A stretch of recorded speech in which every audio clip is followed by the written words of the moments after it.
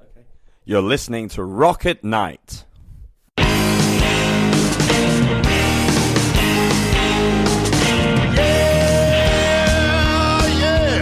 Are you ready? Hey, tonight I'm gonna take you on a little trip. We're going down south by the mighty Mississippi. I'm gonna take you to a place where lights never dim. Bring your mother, your brother, and your best friend. I'm gonna show you where they dance out in the street. They'll tell you all about your body heat. Not gonna talk about it, just gonna do it. Get on down if you feel up good. You know, I really like Southern rock. I mean, I'm in Florida, and as you know, Tom Petty is from here, maybe like 2 hours from me. Leonard Skinner is from Jacksonville. Susan Tedeschi, Derek Trucks live close to me. I mean, everybody lives here, you know. Everybody from there. Marshall Tucker Band, I mean, you know, you name it.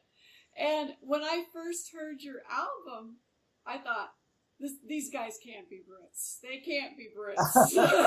I mean, they don't sound it. That's a compliment. That's a compliment. That's a compliment because when you sing, you do not sound British at all. All right. And I'm so intrigued with you because of that. Because I'm thinking, what are these boys in the UK doing? And they sound like they're from Mississippi or Alabama or Jacksonville, Florida. So how the heck did you get into the Southern rock of all genres? Well, it was just a sort of logical progression, really. We didn't make a point of trying to sound like that. It's just the sort of natural sound that sort of came out, really. We're obviously influenced by Skinner and the Black Crowes and you know, great American bands like that. We just went on tour with Kentucky Headhunters as well, so we got to know them quite well, and they had an influence on us. You know, bands like Blackstone Cherry and that, more modern bands. But yeah, it's just sort of a natural. Just sort of that's how we sound. So. Well, I mean, growing up, is that what you listened to as a teenager? Yeah, Skinhead and everything. I mean, I've got quite a sort of eclectic home, really. We sort of listen to lots of stuff, not just rock stuff, but you know, all over folk, you know, folk, soul, Motown, all that stuff as well. So yeah, that's just an amalgamation of everything I've loved over the years. And all the other members. You want to tell me the names of the other members? Yeah. Obviously, I'm Stevie. I'm the singer, and then you got Rob G, who's the lead guitar player. You got Seeks, which is SEEKS on the guitar.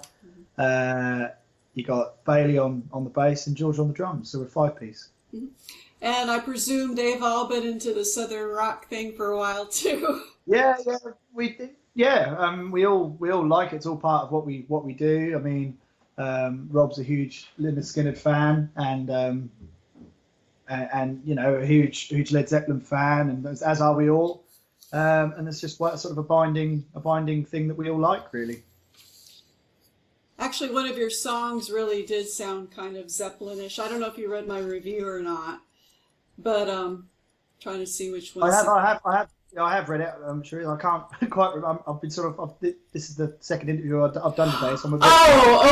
Okay. No, I think it was like a couple of weeks ago. Oh, waiting for this. Yes, that's. I said it was good and nasty. Which is a good thing. I like that. That's good. I like that. That deep, dark, kind of nasty sound, you know what I mean? I wrote that it's very reminiscent of Led Zeppelin, and it has the Jimmy Page power chords riffs. Yeah, and that's it. I'm a huge Humble Pie fan. And, that's mine. And not the vocals, but it sounded like something that Pie would do. Oh, cool. And that means a lot. That is a big compliment because I'm a huge Pie fan or whatever. So how long have you guys been together? About 7 years. We formed in 2009. So, that's we sort of Rob and Seeks, the two guitar players, formed the group, or sort of founded the group. They found George and Bailey along the way, and I joined last, but that was about 6 or 7 years ago. So here we are. Wow. So this album that came out really is a mature album since you guys have been together for a while. and you've kind of settled into a style. Yeah, we like to think so. Obviously, we released our first album last year, and that sort of took, excuse me, 5 years to sort of come, because we wanted to go out and play, and make sure that there was actually people who liked our stuff before we bothered to spend all the money on recording an album, you know. So that's why it took us a while to get it out. But yeah, we're really excited about this one. It feels a lot more mature, and it's my humble opinion, I think it sounds really good. So yeah, looking forward to it. I'll tell you, the quality of the recording is superb. Oh, thank you. Well, that's that goes over to Jethro at Monkey Studios in Wales, and obviously the amazing Chris Kimsey, who came in on a couple of tracks. We asked him, and he I can't believe he said yes. You know. Well, to mix the balance of everything is perfect. You know, between the vocals and, you know, you can hear all the nuances of the percussion. I mean, it's really good. And I don't like it being too perfect, but I'm quite happy with the sound that's come out, because you can hear the sort of the grit and the dirt in there as well. Yeah, which is what and that's what I call the nasty sound, because it's that grit. It's that, you know, that swampy. It's like a swampiness that you want, because you want to sound kind of raw. You want to sound real. Yeah, you don't want to sound too slick. One song that intrigued me, what I really liked, was The Mountain.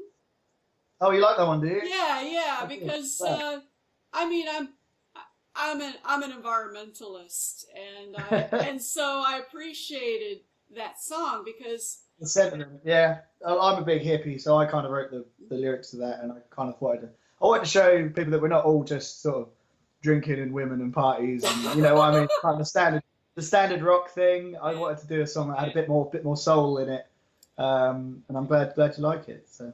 Well, I guess because I'm anti-corporate, so. We're in a band, so we are too. Yeah.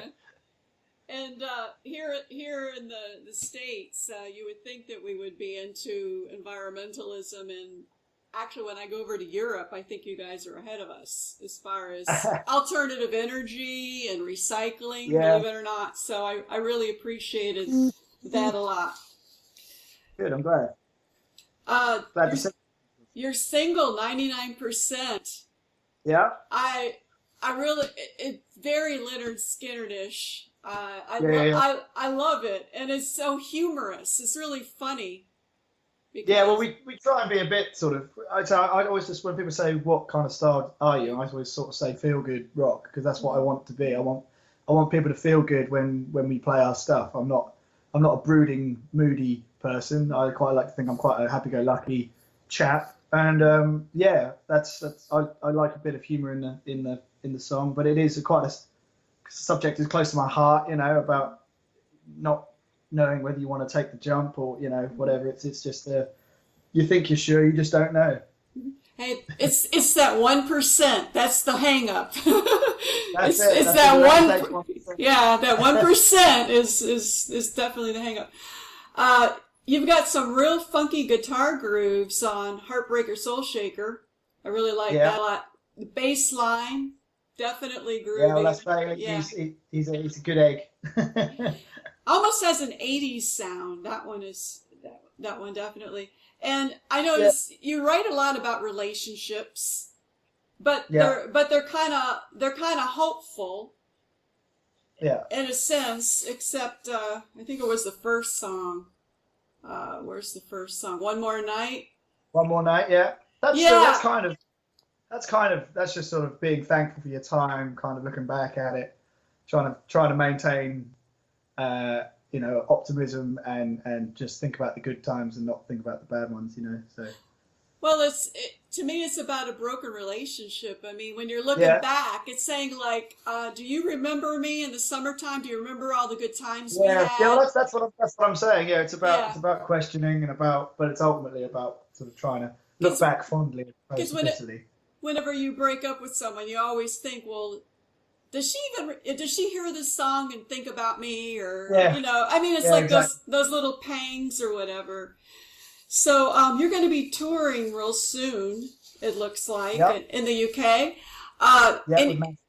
Any plans on you guys going outside of the UK?